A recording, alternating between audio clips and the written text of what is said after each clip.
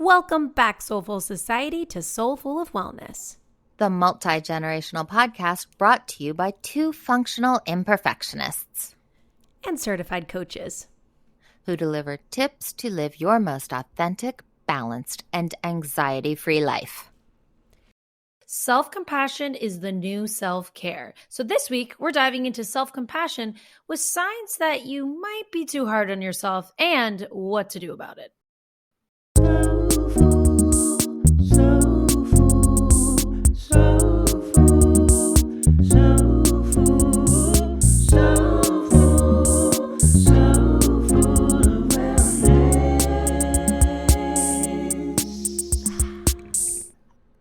Thanks for joining us for another week of wellness goodness. We so appreciate you. If you haven't already, please don't forget to hit that follow button and please leave us a rating and review. We love reading your reviews and it also helps more people find us. So thank you in advance. Let's start off with some signs you might be too hard on yourself. All right, now some of these may be glaringly obvious, and some of these might be more unexpected signs that you may be a little too hard on yourself, which, as we know, definitely gets in the way of your well-being. Start by listening to the vocabulary you are choosing when you're talking to yourself. Are you choosing vocabulary that contains harsh words, is really rich with criticism or heavy in judgment? What's the tone? What's the vibe? Is it black and white? All or nothing? I always this. I never this. That black and white thinking is dangerous. Yes. That's the danger zone, truthfully. It is, because nobody's always anything. That is definitely a surefire sign you are lacking in compassion to yourself because you're not giving yourself enough credit. You're just like, God, you always drop things, you klutz. No, you don't always drop things. Like, think about a sports coach that you may have had in the past when you were a kid. Who was your favorite coach and why? What kind of language did they use? Did they use positive reinforcement? Were they tough on you? Maybe that's a good start to reflecting on your self-talk and what's coming up for you. All right, another sign. This is a biggie. You automatically assume what other people do or say is in reaction to something you did or didn't do, instead of assuming it's about them. What are they going through? What are they dealing with? How are they feeling? It is safe to assume that everyone is dealing with something difficult or has some amount of stressors in their life. Never take anything personally. Okay, there may be a small percentage of times where maybe that person isn't your cup of tea and vice versa. Sure. But when we're talking about people you care about, people who are your friends, people who you love and love you, it's safe to say, don't take it personally. Right. Not to say you don't mess up ever. Yeah. Not to undermine the vibe of the whole episode. But yeah, sure, there are times where you inadvertently offended somebody, but that's not the majority of the times. That shouldn't be the go-to assumption when somebody doesn't text you back.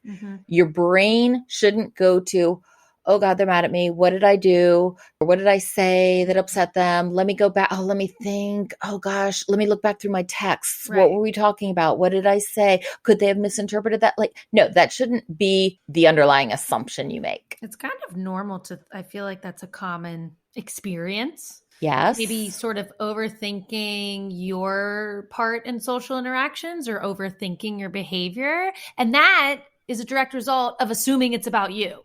You don't get the text back. Oh, it's got to be about me. And so then you go into this spiralized thinking. Right. And of course, with texting and emailing as a modern medium of communication, it lends itself to that. There's no tone, there's no inflection, there's no facial reaction. Whereas before we had that, it was face to face. You pretty much know by somebody's countenance and facial expressions when you've said the wrong thing in the moment, which lets you remedy it, talk it out in Yeah. that moment. You take the social cues. Texting, emailing, it takes out all social cues.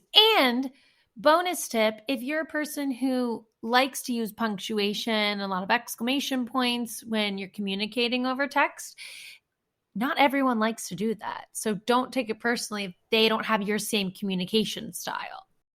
Next sign you might be too hard on yourself. You compare yourself to others, especially on social media, Oh, which gosh. leaves you feeling inadequate, less than, not So good. I'm not going to fault you here. It's not social media wasn't designed for people to compare each other's lives, but that is exactly what it has come down to and evolved to be. It would be silly to say, oh, Instagram is all about supporting each other and Right, showing your friends sharing what you're your doing. Yeah, sharing your fun experience. moments, sharing your vacation, sharing your beautiful sunset that you're enjoying. But let's be honest, I see a gorgeous photo of my friend in a beautiful location. My first reaction is happiness for them. But the longer I look at it, I can't help but to insert myself into where I am in this moment. Exactly. When I look around and I think, I don't know, should I be on a gorgeous Right. vacation? If Yeah. I were a better, smarter, more successful person, would I be on vacation right now? All kinds of Right. silly Right. thoughts that aren't productive and undermine my confidence in myself. Oh, definitely. And so don't have much self blame for this because this is a natural reaction when it comes down to social media that most of us feel. We can't help but relate it back to ourselves. Oh, I'm not on that beautiful beach on a beautiful vacation. Like, I'm kind of envious or like, oh, I'm kind of bummed out now for my current situation. So definitely be careful, be wise, mute the accounts that don't make you feel good, monitor how much you're going on there and really take inventory of your feelings after you're done scrolling to be able to determine what works for you. All right, next sign you might be too hard on yourself is a big one in coaching.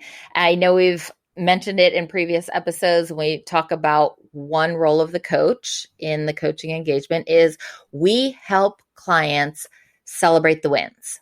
No win too small. Yeah. We are there to point out because we as achieving high stress, highly functional, multitasking individuals, when we achieve a success, we often think, oh, great, I'm so glad that's done or that worked out. Okay, on to the next. Right. It's No, like, what can I do pause, next? You push climb Mount Everest and pause. you're like, okay, cool. Next mountain. Yeah, there's always next, and next will come. Pause. Take a Pause, moment. soak it Revel in. in that feeling. I love that because we don't take enough time to look back at truly how far we've come. I think that this is a great activity, a great wellness tool to get reconnected with yourself and to develop positive feelings towards yourself and a sense of pride because often we don't think about how much we've accomplished. No, the focus is on where we want to go. Always, it feels like. That's fine. Focus on your goals. But remember, it is super, super, super important to Mhm. pause and look back on how far you've come. Give yourself the credit you've earned. There's a good little journal prompt or inventory to do at the beginning of a month.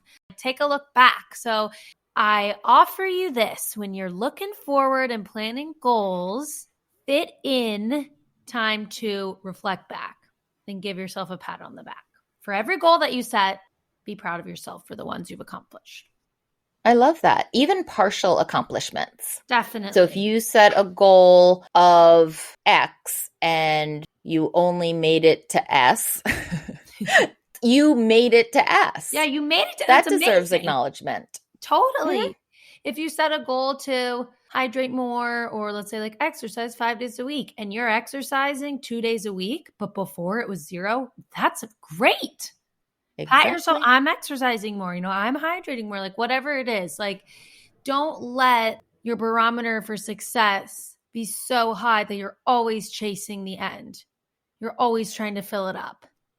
That feedback's also important because sometimes the fault wasn't in your ability to get to the goal. The fault was in the goal not being realistic. Exactly. So sometimes what needs adjusting is the goal. So now Yes. use that data Yes. of I worked out regularly twice a week to set the goal going forward of maybe it's not 5 days a week. Maybe Yes. a more realistic goal right now is 2 to 3 days a week. I love that. Celebrating the small wins by also redesigning your goals. I love that so much, Kit. It's definitely getting in alignment with yourself. It's living more authentically. Set yourself up for success Yes. by using the data you get from your Yes. previous experiences. And you might only know through trial and error that 5 days a week isn't in alignment with you. Let's try it out. All right, another sign you might be too hard on yourself is in line with looking back at the past. When we do look back at the past, instead of celebrating the wins, what we often do is dwell in past mistakes or past failures. And our energy goes to those times we perceived ourselves falling short. And we spend too much time just cycling. Well, it's in the past. So we put all this energy around dwelling on something we can't change. We can't redo that. We can't rewrite the past. What we can do is that same strategy of using that information going forward to do better in the future. Yeah, I think the greatest tool of all is self-compassion for our younger selves, for our past selves, because that also led us where we are today. Like that is still, although we may have shed that layer, shed that version of ourselves, we can still give thanks to ourselves and gratitude and meet ourselves where we're at. You know, looking back, like having compassion for yourself in the past. Perfect. So the problem with all of these things we just mentioned, this whole concept of being too hard on yourself, is that we let our fear of judgment or criticism stop us from living the lives we want to live, from being who we want to be. Big problem, terrible for your wellness. Yeah. So what can we do? Well, I mean, the theme of what we're talking about is cultivating this idea of self-compassion. So tools that I like to use are inner child work. So really going back, picturing yourself, visualizing you're somewhere, you're a little child, and really just observing in your mind that little child and cultivating that self-compassion through self-forgiveness and being kind to yourself. And acceptance, because we tend to give children much more leeway. Adults, obviously, we assume they've had the life experience to be able to conform to social norms and behave in a certain manner. Which is wrong, Children, because a lot often they haven't. It's so many assumptions that don't actually apply to everyone. Like we said in the beginning, we don't know someone's experiences. We don't know their current life, what they're going through, what might be a really big deal thing that's occupying a majority of their time, attention, and energy right now, and makes them seem abrupt or seem curt or seem snappish. We don't know. So we can't make assumptions where we place what's going on in our lives on them. And with children, we tend to just, we might roll our eyes sometimes, but we think, it's a kid. He doesn't know yet. Yeah. He'll figure it out. Oh, isn't that quirky? Isn't that precocious? Isn't that funny? Oh, ha, ha, ha. That's not something you really say to people outside of your own family. Give that same leeway to yourself. Yeah. You deserve it. Yeah. You would benefit from it. So we're talking about being your own friend. So what does that exactly look like? As the Soulful Society is very familiar with, what's the first step with anything having to do with personal growth and change? Awareness. Being aware of these negative thoughts, of these thought patterns, this negative language that you might be using in your brain, self-criticism. Cool. We're aware of it. What to do next? Be your own friend. So what does that look like? Honestly, it could be as simple as picturing a really close friend that you really enjoy confiding in and find to be, a safe space for you, and embodying someone who makes you feel better, who makes you feel more comfortable or more accepted. And instead, having that conversation in your brain, or maybe you say it out loud, you to you, being a friend to yourself. So maybe you're really upset about something and find yourself unable to sort of maybe control your emotions. Sit down, breathe, and talk to yourself. Tell yourself what you think your friend would say to you. What do you need right now? What can I do for you? Mm-hmm. And when I think about that, since I'm asking myself, Mm-hmm. if I knew the answer, I wouldn't need to ask. So my first reaction is to say, I don't know. And then there's a pause. And then I really think about it. And I come up with something. It might not be the end all be all fix everything answer, but it would at least be a step in that direction. Yes. Now I've broken this negative thought spiraling cycle, and I've come up with one actionable thing I can do that will take me in the direction I want to go. I have an example of that. So a few weekends ago, I experienced a really, really stressful event. I luckily came across the opportunity to have some time to myself in the middle of the day to get away from it and decompress. So I asked myself, what do you need right now? And when I stepped outside, I realized I need nature. My body was telling me, you also need food. Fuel yourself with some nourishment. So I just made a decision. All right, I'm going to go pick up breakfast for myself and I'm going to eat it outside somewhere. And once I got clear on where I was going to go, I pulled up, I parked next to this park bench. I realized that there were some people sitting on the bench. And I thought, oh, maybe it's not meant to be. I don't know. I got kind of awkward and shy to eat by myself. But there was this nagging feeling of, no, be outside, be by yourself, sit down. So eventually people got up from the bench. I went to the bench. I sat there in nature in silence. No podcast, no music, no phone call. And man, that recharge was exactly what I needed. I think actually before I immediately went to myself, I did try and call friends, like maybe you, Kit, maybe another close friend, and they didn't answer, which was kind of a cool sign to, to me from the universe, like, you got to take care of yourself right now. They're not available. You got to lean on yourself. And so it ended up being a really nourishing experience. That is a beautiful, concrete example of how it can work out for you.